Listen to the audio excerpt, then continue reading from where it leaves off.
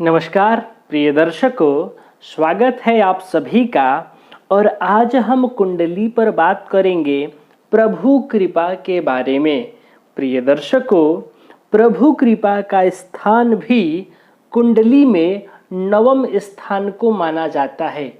नवम भाव ये वाला भाव है, आप जब लग्न से गिनिएगा, लग्न हो गया प्रथम भाव, ये दूसरा, तीसरा, चौथा, पांचवा, छठा, सातवां, आठवां और नवा भाव। ये जो नवा भाव है, इसी स्थान को प्रभु कृपा का स्थान भी माना जाता है। क्यों? क्योंकि यह धर्म का स्थान है, धर्म भाव है, यह भाग्य का भी भाव है और धर्म का भी भाव है। और प्रभु कृपा के पात्र पुण्य कमाने वाले धार्मिक व्यक्ति ही हुआ करते हैं। इस भाव का जो मालिक होगा, इस भाव का जो स्वामी होगा, वह भाग्येश कहलाता है, धर्मेश कहलाता है। और धर्मेश के द्वारा यानी नवम भाव के मालिक के द्वारा आज हम कुंडली में प्राप्त होने वाले फल को समझेंगे। तो सबसे पहले हम इस कुंडली के चित्र में लग्न को बैठा लेते हैं। चलिए, लग्न के क्रम में सबसे पहला लग्न ही बैठा लेते हैं, मेष लग्न। मेष हो गया लग्न में 2, 3, 4, 5, 6, 7, 8, 9, 10, 11 और 12। कुंडली के 12 भावों में हमने 12 राशियां स्थापित कर लिया। अब जाकर हम नवम भाव के मालिक ग्रह को समझ पाएंगे। प्रिय दर्शकों, नवम भाव में जो राशि उपस्थित होगी, उस राशि के राशिपति ही नवमेश कहलाते हैं, भाग्येश कहलाते हैं या धर्मेश कहलाते हैं। क्योंकि ये धर्म का भी भाव है, तो धर्मेश कहलाते हैं। और धर्मेश यानी धर्म भाव का डिपार्टमेंट, धर्म का विभाग जिस ग्रह के अधीनस्थ गया हो। यानी इस जन्म पत्रिका में धर्मेश होंगे बृहस्पति, क्योंकि धनु राशि धर्म भाव में है। तो मेष लग्न के जातकों के लिए धर्म का विभाग जो है वह देवगुरु बृहस्पति के अंतर्गत है। देवगुरु बृहस्पति वैसे भी देवगुरु हैं, देवताओं के गुरु हैं। धर्म का कारकत्व उन्हीं के पास है। लेकिन लग्न बदलते ही कुंडली में धर्मेश बदल जाते हैं, क्योंकि इस भाव में जो राशि होगी, उस राशि के राशिपति ही उस कुंडली के लिए धर्मेश कहलाएंगे, भाग्येश कहलाएंगे। तो अब हम समझते हैं कि कुंडली में जो धर्मेश है, यानी इस लग्न पत्रिका में बृहस्पति हो गए धर्मेश, तो यदि धर्मेश बलवान हुए, नवम भाव के अधिपति ग्रह, नवम भाव के स्वामी ग्रह कुंडली में बलवान अवस्था में मिलते हैं, उच्च अवस्था में मिलते हैं, अपनी राशि के बैठे हैं या मित्र राशि के बैठे हैं, तथा शुभ युक्त हैं,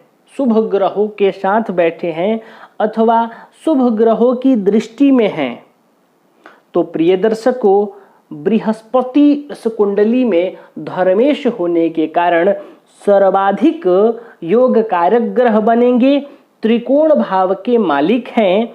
तो इस लग्न पत्रिका में बृहस्पति सर्वाधिक शुभ ग्रह कहे जाएंगे।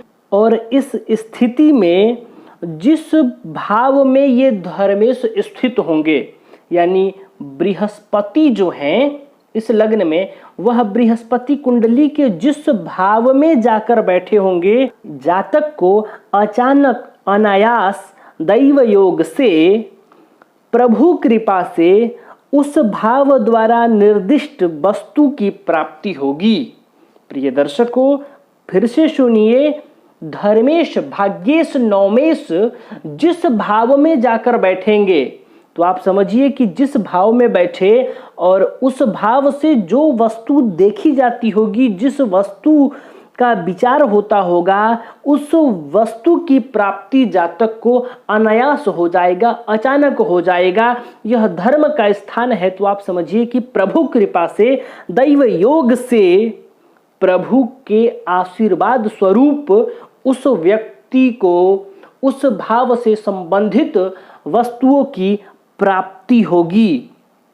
ये उदाहरण से समझते हैं, जैसे कि इस लग्न पत्रिका में बृहस्पति हैं धर्मेश, और यदि नवम भाव के अधिपति ग्रह बलवान होकर दसम भाव में ही बैठ जाते हैं, मान लीजिए नवम भाव के मालिक दसम भाव में ही बैठ गए, तो धर्मेश भाग्येश दसम भाव में जाकर बैठे हैं, तो आप समझ जाइए कि ऐसे व्यक्ति को, जिसके जन्म कुंडली में नवमेश दसम भाव में बैठे हैं, तो दसम भाव है राज्य का, तो जातक को राज्य की प्राप्ति होगी। दसम भाव है सरकार का, दसम भाव है गवर्नमेंट का, तो आप समझिए कि राज्य कृपा, राष्ट्र कृपा या सरकारी लाभ जातक को प्राप्त होगा। दसम भाव है मान पद प्रतिष्ठा का, तो जातक को यह सब प्राप्त होगा। इसी प्रकार मान लीजिए कि जो भाग्येश है, नवम भाव के मालिक है, वो जाके चौथे भाव में बैठ गए। चौथे भाव में बैठेंगे तो चौथे भाव से संबंधित जो फल है, चौथे भाव से क्या देखा जाता है, भूमि भवन वाहन आदि, तो इन सभी वस्तुओं की प्राप्ति जातक को होगी। अब प्रिय दर्शकों, आप यहाँ एक बात समझिए कि बृहस्पति यहाँ भाग्येश होकर चौथे भाव में भी बैठेंगे और भाग्येश होके किसी की कुंडली में दसम भाव में भी उपस्थित होंगे। प्रिय दर्शकों, दसम भाव से भी लाभ होगा, चतुर्थ भाव से भी लाभ होगा, क्योंकि बृहस्पति धर्मेश होकर, भाग्येश होकर, त्रिकोणेश होकर इस कुंडली में उपस्थित हैं।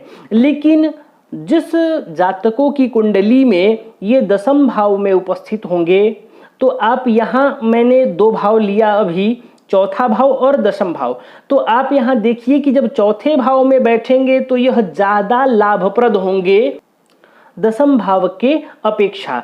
अब ऐसा मैं क्यों कह रहा हूं, तो प्रिय दर्शकों, जब बृहस्पति चौथे भाव में बैठेंगे कर्क राशि पर, तो ये उच्च की अवस्था हो जाएगी इनकी, और यहीं जब दसम भाव में बैठेंगे तो ये नीच की अवस्था है। मकर राशि में बृहस्पति नीच के हो जाते हैं, तो त्रिकोणेश होने के नाते बृहस्पति अवश्य अच्छा रिजल्ट करेंगे, लेकिन नीच हो गए हैं, नीच राशि में उपस्थित हैं, तो यहाँ इस अवस्था की अपेक्षा, ये जो चौथे भाव में जो अवस्था दिख रही है, इसके अपेक्षा न्यून फल होगा, थोड़ा कम फल करेंगे, फल में अंतर देखने को स्पष्ट मिलेगा। तो प्रिय दर्शकों, यह भी देख लेना है कि बृहस्पति किस अवस्था में बैठे हैं। इसी प्रकार से आप समझिए कि जब भाग्येश धर्मेश नवमेश मान लीजिए धन भाव में ही बैठ गए, दूसरे भाव में जब बैठेंगे तो दूसरा भाव है धन का, तो ऐसे जातकों के पास अचानक धन लाभ की प्राप्ति होगी, अचानक धन लाभ के योग बनेंगे। क्यों? क्योंकि धर्मेश धन भाव में गए हैं, तो धन की प्राप्ति कराएंगे।